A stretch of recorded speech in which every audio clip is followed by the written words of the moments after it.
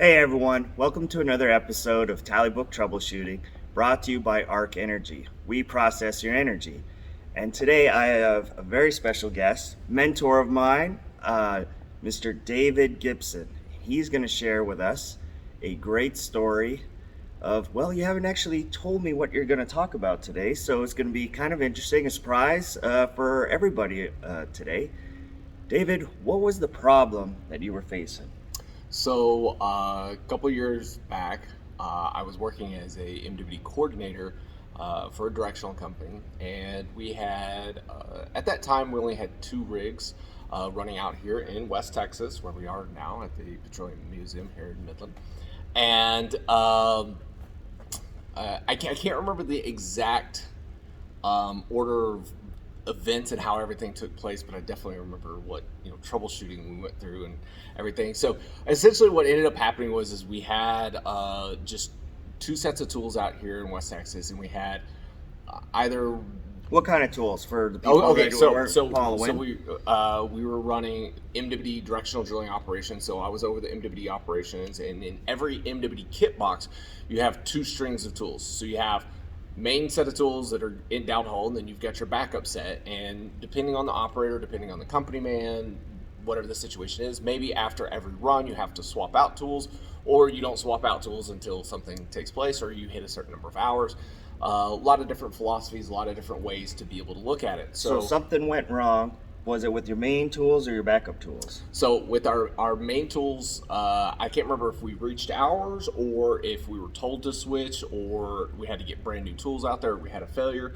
I think at the time it was something along the lines that the company man, after every run, wanted a brand new tool sent out to location. So if we had a good long run, then it was like, all right, something else has to come out there. So I think this is, if I can remember all the things right, we had a run, tools came out, those tools have to be sent back to the shop, new set of tools have to be sent out, right? So as we're finishing the run, then we call the guys like, all right, we need to go ahead and get ready to be able to send the next set of tools out there. Well, they were getting ready to go right back in hole, and the tools that we're going in hole with failed. So we're like, oh no, all right. So now, Never a good thing. Okay. so now the But tools you were that, at the least tools at that were working surface. perfectly, right, are not allowed to be able to go back in a hole. And I can't remember if they had already been shipped out or whatever. But with the other rig that was nearby, what we did was we were like, hey, look, just go to X and Y rig, whatever, down the street, and just get the backup tool from there and bring it over to your job and run that one. So now we've got one tool and hole on one rig, and then another tool backup set getting ready to go in hole. And so now we need to get another set of tools out there ASAP. All right, no problems. Like, got the problem solved. Not quite. That tool fails. So the backup on the other location, which has been sitting, waiting to rescue you in case anything happens, that one's wrong. Not working either. Is it failing surface checks, or is it actually going in hole and something's not working? It was failing. It was failing the surface test. So like we've put not so much on the bank, but in the collar, trying to go down hole. So back to back backup tools have failed. We got backup. We're not looking good at this point. Yeah, and so this is where some of the troubleshooting starts to come in, and we're starting to look at it, and the company man's like, I am not rerunning the tool that we just ran, even though we had two back-to-back shows. We've got a tool sitting there that could perfectly still work, but it's like, we're not doing this. So now we're down to two rigs where we're supposed to have four tools. We've got one tool that's in the hole on another rig. If something happens there, then we're definitely in a bad spot. Schitt's Creek, as some may refer to it. And so at that point in time, it was, all right, essentially the rig's waiting on us. And, at our MWD facility, we get all the tools built up, put together. And this is where, my brain starts to kind of go into overdrive. And I started thinking, I was like, okay, what's the fastest way we can get these tools out to location? Right? Because we're in Houston. This is all the way out in West Texas. So we're looking at like helicopter 9-10 hours worth of driving, of downtime. And, simple fact that, we had to get the tools ready automatically. So, there's a 45 minutes, there's an hour, getting everything ready, getting the truck. And at that point in time in my life, my sister-in-law's boyfriend was working at a flight school.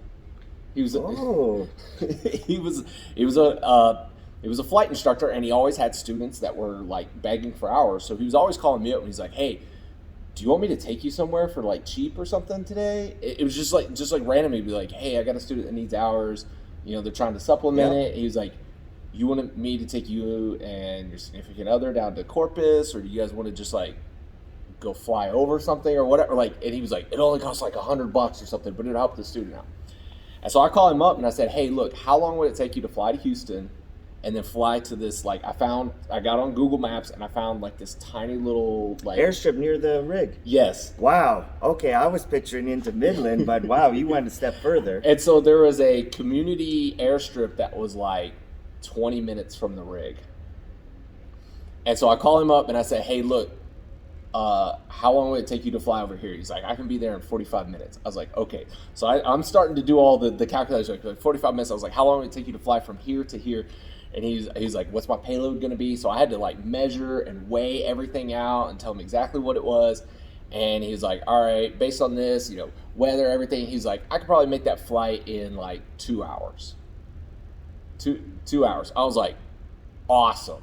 So then I start doing the math, and then I'm like, "All right, how much is the hot shot going to cost us?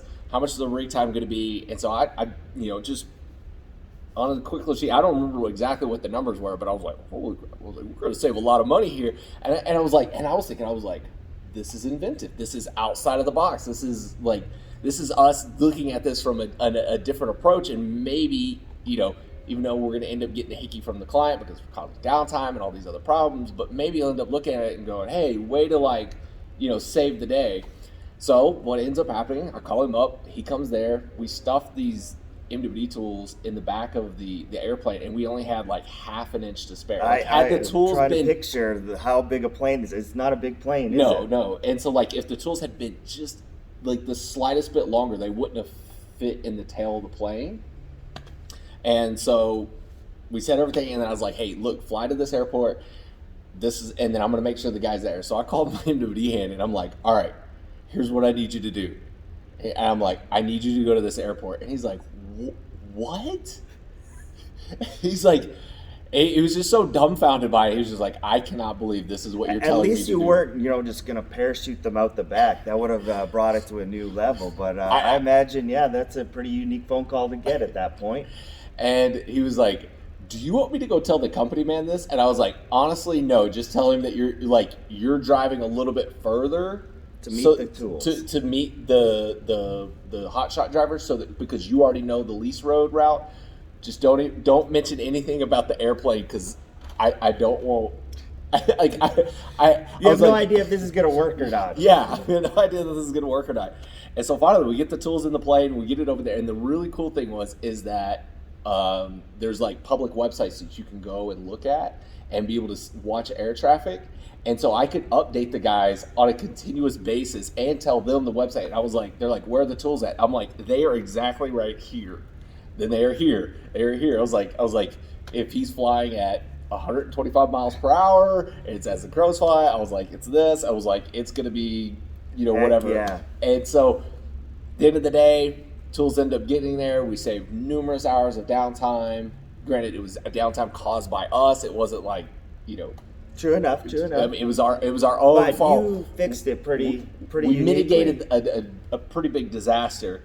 And the craziest thing about all of it is that it cost less than a normal hotshot did. And it was faster. It was faster, but it's still, at the end of the day, because I used a plane, I got made fun of at the office for like the next 6 months. They were just like, "Oh, look at this stupid guy. We're going to use a plane to take our..." I was like, this was like, I think of it as being like my troubleshooting moment of my career. Like I was like, I pulled a rabbit out of the hat. I think I did and something. Made it happen. But yet the people I worked with thought it was like the dumbest thing I'd ever done. Well, thank you very much, man. You lose some. So that was my Tallybook Tuesday troubleshooting. Very amazing story, David. Thank you for coming on. Thank you for the Petroleum Museum once again here in Midland for letting us film here. Till next Tuesday, everybody. Have a great day. Thank you, Arc Energy, who processes our energy.